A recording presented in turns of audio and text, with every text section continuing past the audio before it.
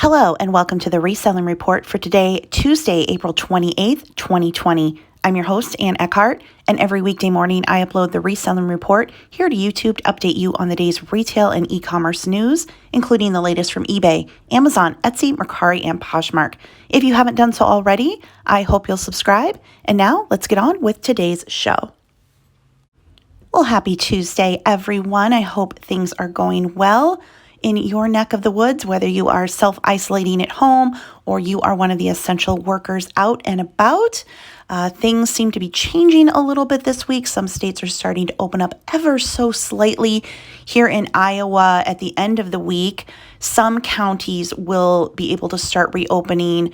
Some businesses at limited capacity. Of course, it's all of the counties that have very small population, not in the major population centers, which is where I live. So we will continue to do what we have been doing, which is to stay at home if you can stay home. That being said, farmers markets can resume with social distancing practices in place, and elective surgeries can start to reopen. And I'm guessing that elective surgeries will be based on the hospital's decisions. They'll be able to decide whether they can do that or not. In my house, we are waiting for an elective surgery for my dad. He's scheduled to get a pain pump for his back, which he broke last year. And that got canceled about 2 weeks. We were 2 weeks out from it when everything started happening and it got shut down. So hopeful that here soon, or sooner rather than later, he can get his pain pump and bring his pain down from a 10 to maybe a 1 or 2 and can kind of get some of his life back. That would be great. I know a lot of people are not able to get medical procedures right now, so we shall see how that plays out. I did get my stimulus payment today. A check in the mail arrived, which is so funny because I got direct deposit for the disaster recovery program for my business. That was direct deposit of $1,000.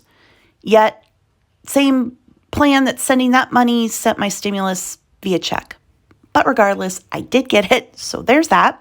Yesterday, I did talk about Amber Resale's Poshmark survey that she has up.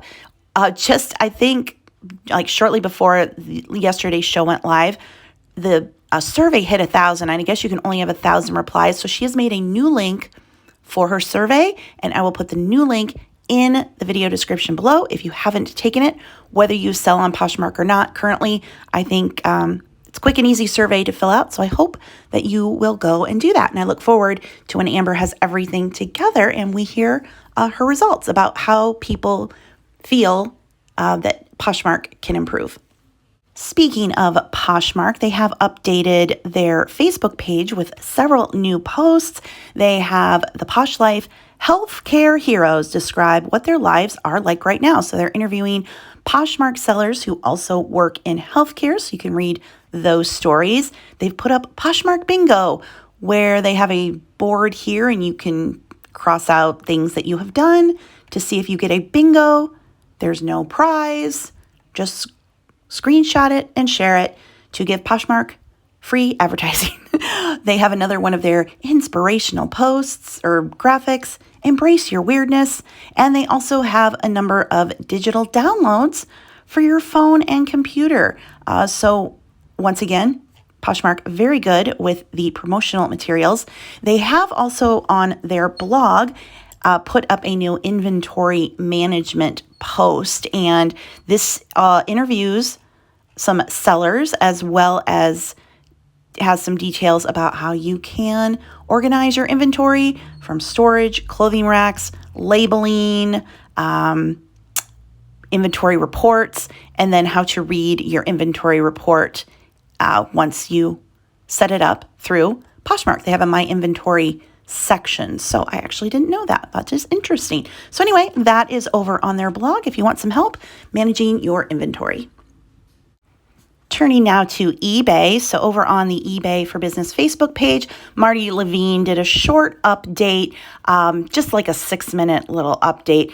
Just talked about the $50,000 a month free listing promotion has been extended through July. So we got 50,000 additional free listings for store subscribers in March and April. And now we're going to get those in May and June and July. So $50,000 a month in addition to our stores. She talked about the up and running program to help new sellers. She said eBay is in constant communication with the carriers, including USPS. American Express has their Stand for Small portal. Seller protections still are in place. They're monitoring price gouging, and they're looking to pivot future eBay upfront events from in-person to virtual. So it's just a little update on what's going on over on eBay. Also on eBay has updated their seller protections for UK sellers. Now, of course, they've been giving them here to those of us in the United States, but it says, we'd like to give an update on the seller protection measures in place to ensure your seller performance is not impacted in case of delays or interruptions in postal service that is beyond your control during these unprecedented times. Again, this is for UK sellers. Your account seller performance standards level will be protected from being downgraded from March 20th until June 19th. That's the same thing they're doing here in the US. Your late delivery rate and seller cancellation defect rate will be automatically adjusted. We will automatically remove your late delivery count, seller cancellation defects, and related negative or neutral feedback received for transactions between March 1st and May 31st. Again, we have that here in the US. Your item not received count in service metrics, along with any related negative or neutral feedback, will be removed automatically for transactions between March 1st and May 31st. This will be done as long as valid tracking was uploaded before the delivery was scanned and the following occurred.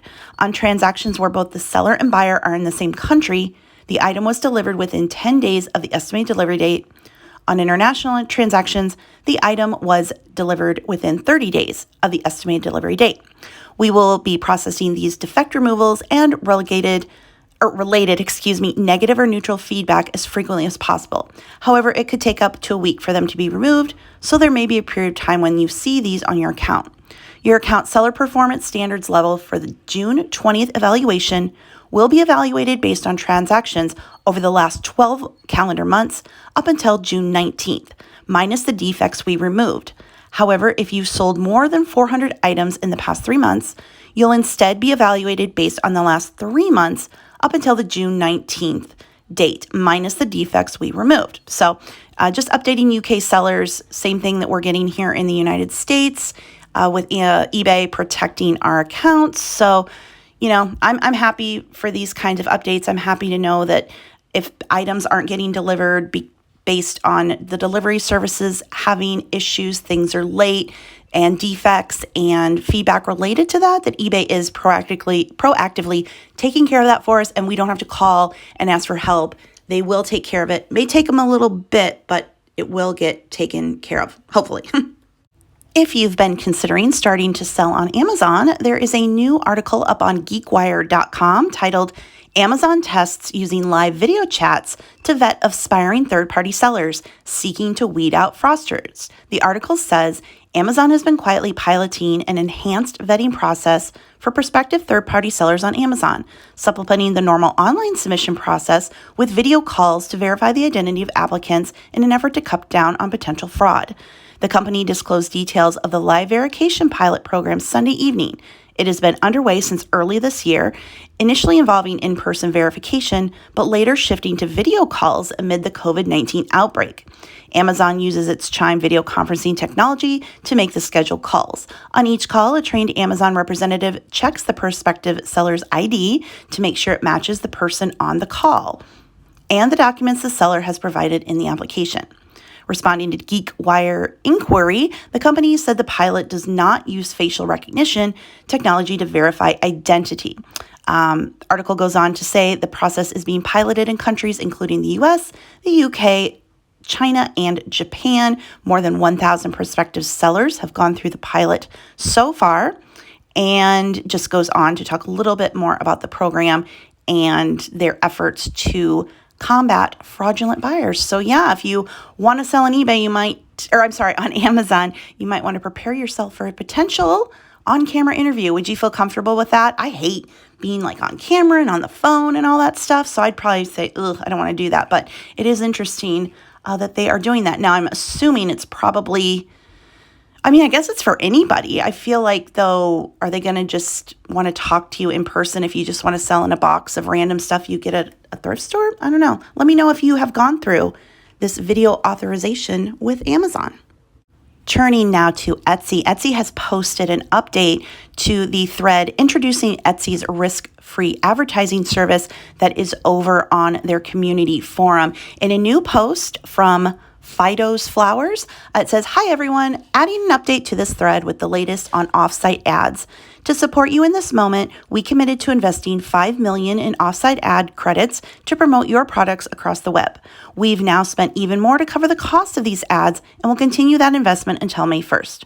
Starting May 1st, you'll pay an additional advertising fee when you make a sale from offsite ads." So they had been covering that cost for a little while during the COVID pandemic, but it looks like starting May 1st, if you have an ad that they is offsite and it brings traffic to your store and someone purchases something from your store or Etsy shop that they got there through an offsite ad, you will start paying that advertising fee. So this is something that's really ticked off Etsy sellers. Again, if you make more than $10,000 a year on Etsy or 10,000 gross sales, then you are automatically in the offsite ads program, so you don't have a choice whether or not ads are being placed around the internet. You won't have any control, and you are responsible for paying the advertising fee if you do end up making a sale from offsite ads. And so starting May 4th, you will have to pay.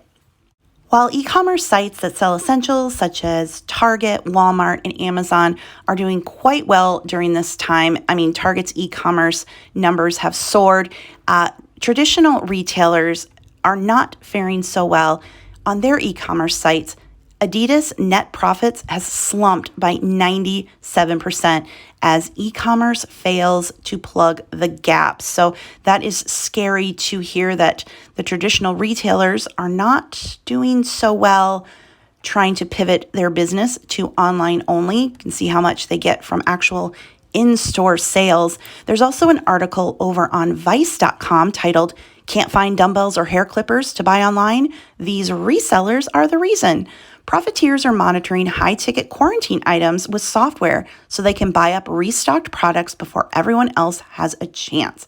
So according to this article, by mid-March, Amazon and most big box stores like Walmart and Target were essentially wiped out of kettlebells and dumbbells as people stuck at home and without access to their regular gyms scrambled to create makeshift home gyms suitable for pandemic-approved virtual workouts. The same is now true for popular brands of affordable hair trimmers as the nation's hair becomes long and unruly in 30-plus days of COVID-19 lockdown. But if you're waiting for a restock to get a chance at finally snagging a kettlebell or trimmer, you'll be waiting a long time. Tech-enabled resellers are cornering the market on anything identified as high demand during lockdown, making it almost impossible for anyone else to get them. Through the messaging platforms Discord and Slack, hundreds, if not thousands, of people are joining paid membership groups that immediately notify members of restocks. Regular panic buying isn't what's causing non-essential, but still nice to have items to remain sold out. Instead, so-called monitors, or software that uses thousands of unique IP addresses to constantly check product pages, are watching popular items and automatically pinging a Discord or Slack full of resellers when a restock hits. The members, all of whom pay for limited slots in these various groups, then manually purchase the restocked item as fast as possible before it sells out within a matter of seconds. That is crazy. Article goes on to reference a source who asked to remain anonymous, said he is in a group of 500 members on Discord, and he has made 22 orders of instantly sold out items so far. People are buying up certain hair clippers and they're being resold for profit. The Wall Color Pro cordless is a big one, damn near impossible to find. Every time Amazon restocks, they sell out within seconds. Weights are another huge thing right now. Amazon Basics weights, any weights on Walmart. The source, who we'll call Dan, said this reselling group was created only a few weeks ago amid the pandemic, and he joined after using a similar Discord group that monitors sneakers with automated software as well. He pays $45 a month to belong to this COVID-themed reselling group, but made his first month's fee back by reselling a single webcam at a markup. He's also ordered 2 restocks Bowflex home gyms, reselling one locally for about $200 over the listed price, and used the refunds to fund his own set of impossible to find Bowflex dumbbells. Dan refers to himself as a hobbyist, using his reselling profits to supplement the income from his day jobs. But screenshots he shared with Vice show some members of his group making upwards of $20,000 by reselling marked up items on eBay. He added that a lot of the members seem to be younger kids who are home from canceled semesters at school. Oh, this is really interesting. Now, this is there's more to this article. This article, as well as all the articles I reference, will be linked in the description box below if you want to go and read the whole thing. But I have heard of these kind of Amazon FBA groups that you can buy a membership in. They exist on Facebook and Amazon. I personally have never heard of these two sites, Discord and Slack, but there's so many resellers out there that we don't even think about. Of course, we're focused on those of us who shop at thrift stores and garage sales to sell on eBay and Poshmark, but there's a whole other group of people out there who are sniping up online deals to then flip online. So very interesting. Now, I did manage to snag a pair of hair clippers. I need to help my dad get a haircut here. They haven't shipped from Amazon yet. It's going to take a while, but it's just crazy how savvy people can be, especially apparently young kids during this time. And that's a wrap on today's show. If you liked it, please be sure to give it a thumbs up and leave me your questions and comments. Also, check out the show notes below the video for the links to the articles I referenced. Thank you so much for listening. I will talk to you again tomorrow. Have a great day. Bye.